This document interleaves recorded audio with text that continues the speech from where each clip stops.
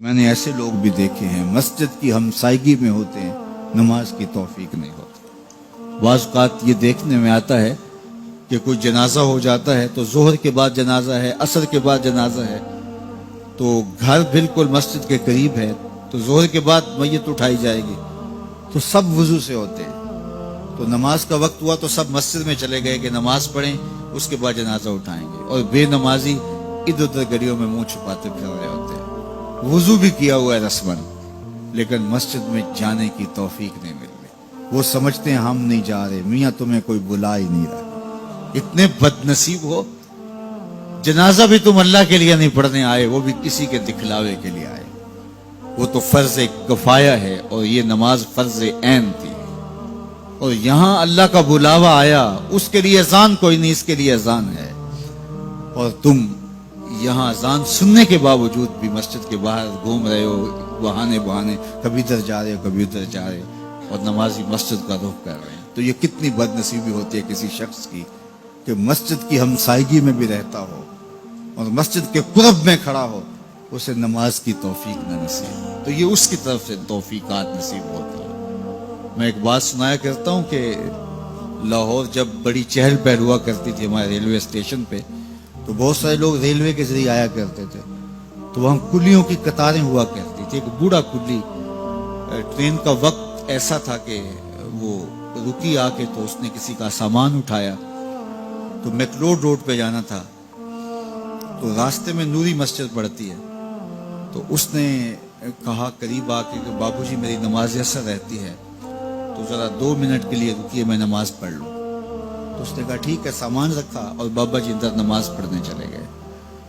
نماز ذرا اعتدال کے ساتھ پڑھتے تھے، رکوع و سجود اچھے طریقے سے کرتے تھے، اور یہ بار بار ٹائم دیکھتا ہے اور کبھی اندر جھانکتا ہے، تو بابا جی ابھی رکوع میں ہیں، کبھی سجدے میں ہیں، کبھی قیام میں ہیں۔ یہ کہتا ہے کہ میں عجیب مصیبت میں پھنس گیا کہ بابا جی نماز نہیں چھوڑ رہے۔ خیر بابا جی نے سلام پھیرا، ان کو تسبیحات فاطمہ پڑھنے کی عادت ہوئی تھی، وہ تسبیحات پڑھنے لگ گئے، تو اس کا پیمانہ صبر لبریز ہو گیا۔ وہ جہاں جوتے اتارتے تو وہاں جا کے اندر جھانک کے کہتا بابا آ بھی جا، تینوں کیڑی شے باہر نہیں آن دیندی۔ تو بابے نے یوں پلٹ کے دیکھا اور مسکرا کے کہا پتر جڑی شے تینوں اندر نہیں آن دیندی۔ وہ نہ بلائے تو بندہ قرب میں بھی کھڑا ہو تو اندر نہیں جا سکتا۔ اللہ سے توفیق مانگو کہ ہماری نسلوں میں بھی کوئی بے نمازی نہ ہو، 5 گانا نماز کی عادت زندگی میں رچ بس جائے، ہماری اولادیں بھی رب کے حضور سجدہ ریز ہونے والی ہیں۔ قیامت کے دن جب حکم ہوگا کہ اللہ کو سجدہ کرو، بے نمازی اس دن تو چاہیں گے سجدہ کریں۔ آج کوئی نماز پڑھتا ہے یا نہیں پڑھتا، اس دن تو ہر کوئی چاہے گا کہ آج سجدہ کریں، لیکن بے نمازی چاہے گا کمر اکڑ جائے گا، سجدہ کر نہیں سکے گا۔ قرآن بتاتا ہے کچھ لوگ جہنم کی طرف دھکیل کے لے جائے جا رہے ہوں گے، ان کو کچھ لوگ پوچھیں گے ما سلککم فی سقر، تم جہنم کو کیوں جا رہے ہو؟ تو وہ کہیں گے لم نکو من المصلین، ہم نماز نہیں پڑھا کرتے تھے۔ تو 5 گانا نماز یہ زندگی میں شامل کر لو، کبھی بھی نماز قضا نہ ہونے پائے۔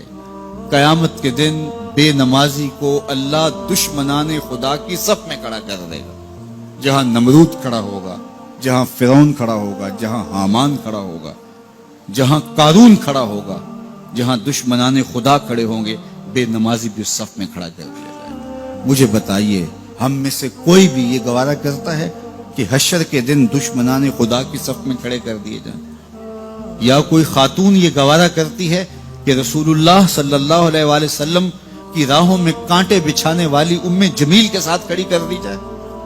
تو جب ہم یہ گوارہ نہیں کرتے، نہ ہماری مائیں بہنیں بیٹیاں گوارہ کرتی ہیں، تو پھر نماز کبھی ترک نہ کیجیے، نماز کو شعار زندگی بنا لیجیے۔